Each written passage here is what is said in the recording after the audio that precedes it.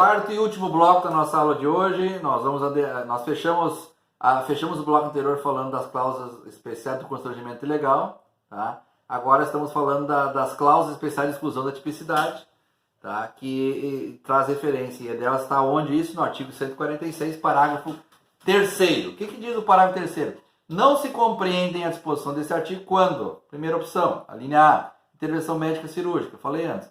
Quando o médico, o paciente entra lá, está morrendo, precisa de cirurgia, não quer fazer, o médico, para salvar a vida dele, tem que fazer e faz mesmo sem o seu consentimento. Então, neste caso, temos causas que excluem a tipicidade. Outra opção, a linha B, impedimento de suicídio. A pessoa está em se suicidar, eu vou lá e faço tudo que tem que ser feito para impedi-la. Tá? Então, mesmo que ela acabe se machucando, mas eu salvei a vida dela. Portanto, por quê? Porque a vida humana é protegida constitucionalmente. Então, existem regras que protegem a nossa vida mesmo quando nós próprios queremos tirá-la de nós. Tá? Então, o impedimento ao suicídio também é uma das cláusulas de exclusão da tipicidade. Essas são as configurações que fecham o contexto do artigo 146, que trazia o crime de constrangimento ilegal e seus incisos, tá bom? Bom, agora, pessoal, nós vamos para o crime do 147. O crime do artigo 147 é um crime muito comentado, muito falado. Tá? Veja bem, nós temos um contexto nesse artigo 147 que hoje se torna até popular, que todo mundo conhece aquele bom e velho chavão. Tá me ameaçando? Tá me ameaçando? É isso? Então, por quê? Porque esse crime de ameaça é um crime muito comum, sempre foi e agora mais do que nunca. O que diz o artigo 147? Ameaçar alguém sem palavra, escrito, ameaçar alguém por palavra, escrito ou gesto, ou qualquer outro meio simbólico de causar-lhe mal, injusto ou grave. Ou seja, a ameaça é quando a gente ameaça alguém verbalmente, escrito, por gesto, tá? Ou qualquer outro meio simbólico que efetivamente possa identificar que nós estamos querendo, sim, ameaçar determinada pessoa. Tá? Então, essa é a configuração básica. A pena base, nesse caso, é de detenção de 1 a 6 meses, muito baixa, ou multa. O parágrafo único desse artigo 147 diz o seguinte: somente se procede mediante representação, ou seja, o crime de ameaça não é por queixa, é por representação. Isso é importante que fique claro e observado. Sujeito ativo e passivo pode ser qualquer pessoa no crime. Tá? Sempre vai haver presente no crime de ameaça o dolo. Ninguém ameaça ninguém culposamente. Sem querer eu ameacei ele. Não.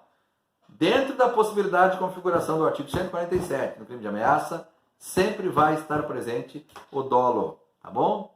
Consumação e tentativa. Bom, o crime de ameaça consuma-se com a realização do ato ameaçador, dependente do que vai acontecer. Ele ameaçou, mas não fez, mas ameaçou. Portanto, está configurado o crime do artigo 147. Tá?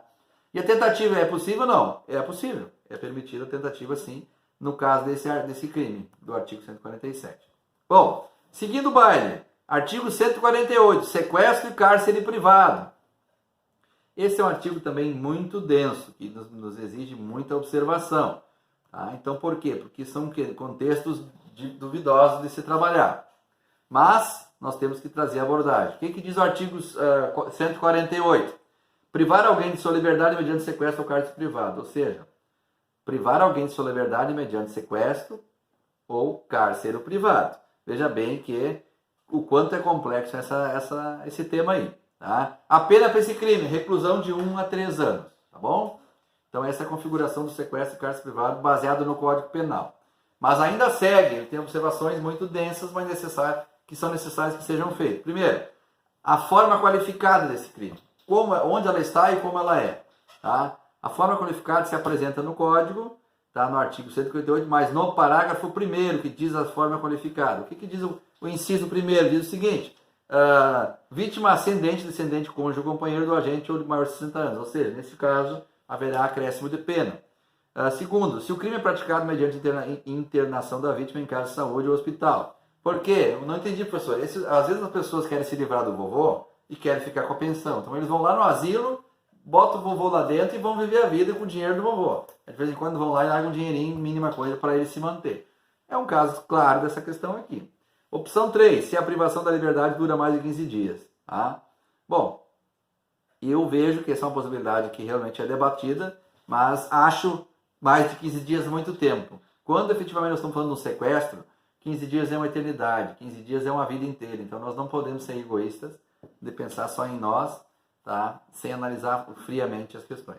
Outra opção, se o crime é praticado contra menor de 18 anos, se for praticado contra menor de 18 anos, pode ser crime, e se efetivamente não balizarem, com certeza o recurso aqui só vindo por nós, porque essa questão aí eles marcam muito em cima. Tá? E aí afora, tá? Se o crime é praticado com fins de nós, tudo isso está na nossa cabeça, e tudo isso faz parte de uma construção muito boa, uma construção muito efetiva que nós viemos fazendo. Tá? Bom, pessoal, então para ter efetividade neste caso, a forma qualificada pelo resultado, artigo 148, parágrafo 2º, traz a primeira opção. Vamos lá. Qual é a opção que nós temos que balizar e entender? A opção que trata dos maus tratos. Sequestro e cárcere privado com o contexto observativo de maus tratos. O que diz lá? O que é maus tratos, primeiramente? Né? É o seguinte, emprego de meios que acarretam grave sofrimento à vítima, seja ofensa à sua saúde física ou mental. Tá? Maus tratos, estou maltratando.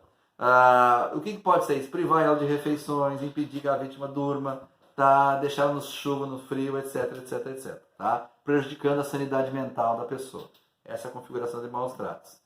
Quanto à natureza da detenção, desta hipótese, o grave sofrimento físico ou moral deve advir do modo e condições do tipo de detenção em si mesmo. Ou seja, para não ficar muito difícil, vou trazer um exemplo. Tá? O que diz lá? Manter a vítima em sol escaldante, ou seja, eu deixo a vítima no sol de 40 graus, sem água, sem nada, ela fica ali cozinhando. Tá? Então, é forma qualificada pelo resultado, porque o resultado vai ser um resultado muito ruim para a pessoa. Tá bom?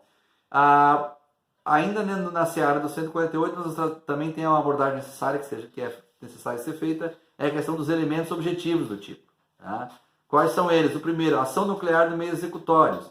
Tá? Que é a questão de privar alguém, destituir alguém da sua liberdade. Ou seja, nesse contexto, nós estamos falando do sequestro e cárcere privado. É privar alguém da sua liberdade, destituir a liberdade da pessoa. Tá bom? Bom, dentro da questão da previsão de liberdade, podemos interpretar essa situação de duas maneiras, ou seja, através de dois modos. Tá? Mediante sequestro ou cárcere privado. Professor, mas qual a diferença dos dois? Vou falar agora. No sequestro, é quando a vítima é submetida à prisão, mas ela ainda pode ter uma certa locomoção, tem uma liberdade de ir e vir. Mas como você está sequestrado?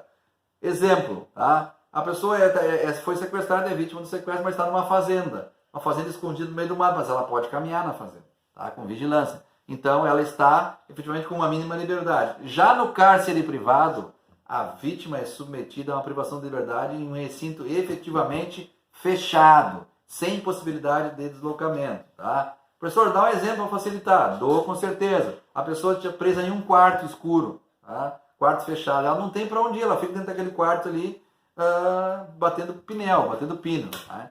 Então essa é a questão do cárcere privado. Tá bom? Bom, a questão do sequestro, ainda sequestro e cárcere privado, na questão da consumação e da tentativa. Tá? O crime do sequestro e cárcere privado ele vai se consumar quando a vítima efetivamente estiver privada da sua liberdade. Quando se efetivar a privação da liberdade, temos configurado o crime do artigo 148. Tá? E a tentativa ela é admissível, tá? De forma comissiva. Vou dar um exemplo por quê. Tá? Ou um exemplo claro para entender. Por exemplo, o sujeito, mediante força física, está levando a vítima para colocá-la num veículo, quando é impedida por terceiro. Ou seja, neste caso, nós vamos ter uma tentativa de sequestro e cárcere privado. Por que tentativa? Porque eu só não sequestrei porque terceiros me impediram, mas eu queria.